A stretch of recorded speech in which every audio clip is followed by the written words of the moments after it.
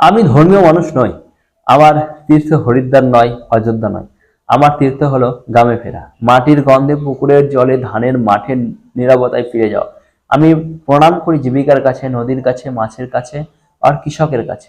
বাংলার পুকুরগুলো যেগুলো একসময় আকাশের প্রতিচ্ছবি ধরে রাখতো, আজ সেগুলো তলায় কাদা নেই, আছে প্লাস্টিক। নদীর বুকে জুড়ে জল নেই, ভাসছে রঙিন থলে। মাছ চাষিরা আমাকে দেখালেন পুকুরের তলা শক্ত হয়ে গেছে, কাদা নেই, কেঁচো নেই, প্রাকৃতিক খাদ্য নেই।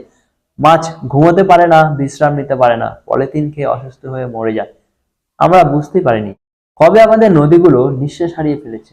বাংলা শব্দটার মধ্যে আছে তার ভূগোল, বং আর আল, অর্থাৎ নদী খাল বিলের দেশ। নিম্ন আমেরিকায় এই ভূমি হাজার বছর ধরে টিকে ছিল মিঠে জল মাছের ওপর। এই জলই স্পষ্ট করেছে অগণিত জনপদ, সংস্কৃতি, খাদ্যাভ্যাস, অর্থনীতি। আজ সেই জলধারায় ধীরে ধীরে মৃত পায়। প্লাস্টিক এক নীরব হত্যাকারী, স্লোগান দেয় না, মিছিল করে না, কেবল জমে ওঠে পুকুরের তলায়, নদীর মোহনায়, খালের বাঁকে। ধীরে ধীরে জলের ধারণ ক্ষমতা কমে যায়। বৃষ্টি হলে জল জমে থাকে, কিন্তু জীবন জন্মায় না। জল আছে, কিন্তু তা আর জীবনের জল নয়। আমি এই বিপর্যয় নিজের চোখে না দেখলে বিশ্বাসই করতাম না। দুইজন মৎস্যজীবী আমাকে নিয়ে গেলেন তাদের পুকুরে। মাটির তলা, পলিথিনের স্তর, যেন এক অদৃশ্য কফিন যার ভিতরে শুয়ে আছে বাংলার মিঠে জলের ভবিষ্যৎ।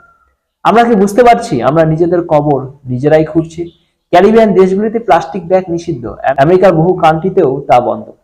আমার নিজের এলাকায় আমরা কেবল কাগজের ব্যাগ ব্যবহার করি। বিকল্প আছে, বায়ো প্লাস্টিক আছে, যা মাটিতে মিশে যায়। তবু বাংলা কেন এই বিষাক্ত প্লাস্টিক থলে আঁকড়ে ধরে আছে?